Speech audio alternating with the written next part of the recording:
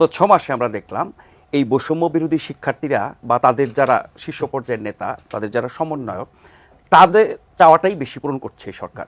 কোনো কোনো ক্ষেত্রে তাদের চাওয়া একটু ব্যাহত হয়েছে, যখন বিএনপি বা অন্যান্য রাজনৈতিক দল আপত্তি করেছে, বাদ সেধেছে। তা না হলে হয়তো আরও অনেক চাওয়া, যেগুলো প্রয়োজন না, যেগুলো অনেক ক্ষেত্রে আমি বলবো যে মানে জনগণের চাওয়াও না, কিন্তু সেগুলো তারা উত্থাপন করেছে এবং অনেক কিছু চেয়েছে।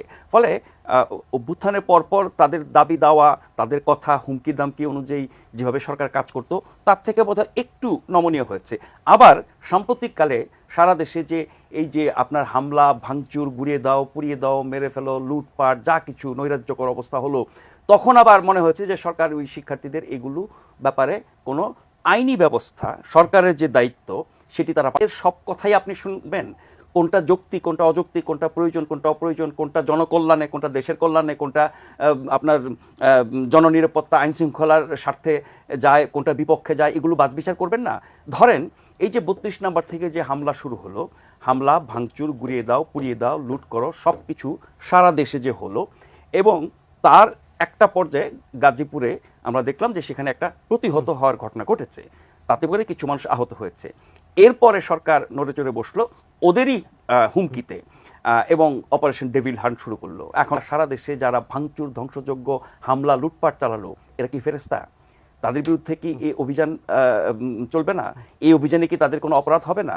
তার মানে আপনি স্পষ্টত একটা পক্ষপাতমূলক অবস্থান আপনি নিয়েছেন, এবং সেটারই যদি গোড়ায় যায় সেটি হচ্ছে শুধুমাত্র ছাত্রদের দাবির প্রেক্ষিতে, এবং ছাত্রদের দাবি, ছাত্রদের কাজ, ছাত্রদের কথা সব কিছু আপনি অক্ষরে অক্ষরে পূরণ করবেন, আর বাকি জনগোষ্ঠী, বাকি যত রাজনৈতিক দল এবং সামাজিক শক্তি তাদের দিকে তাকাবেন না। তখন এই হামলাগুলোর ব্যাপারে এখন পর্যন্ত আমার জানা মতে যারা এগুলোর সাথে জড়িত বা উস্কানি দিয়েছে বা নেতৃত্ব দিয়েছে বা পরবর্তীতে নানানভাবে প্রতিক্রিয়া দিয়েছে, সরাসরি যুক্ত বা সমর্থনকারী ছাড়া আমি এই কদিন যত মানুষের বক্তব্য শুনেছি, রাজনৈতিক, অরাজনৈতিক, পেশাজীবী, বিশ্লেষক, সাংবাদিক, এমনকি এই অভ্যুত্থানের শক্তি, অভ্যুত্থানের সাথে জড়িত, অভ্যুত্থানের সমর্থক, অভ্যুত্থানে সশরীরে এবং নানানভাবে সমর্থন দিয়েছেন, এরকম মানুষজন বলছে যে এটা চলতে পারে না, এটা চরম নৈরাজ্য। যত বেশি বিলম্বিত হবে নির্বাচন, তত বেশি এই অবস্থার চলতে থাকবে, এবং এই অবস্থা চলার ফলে দেশের যে অবস্থা হবে, তার যে প্রভাব দেশের জনজীবনে, আপনার রাজনীতিতে তো বটেই,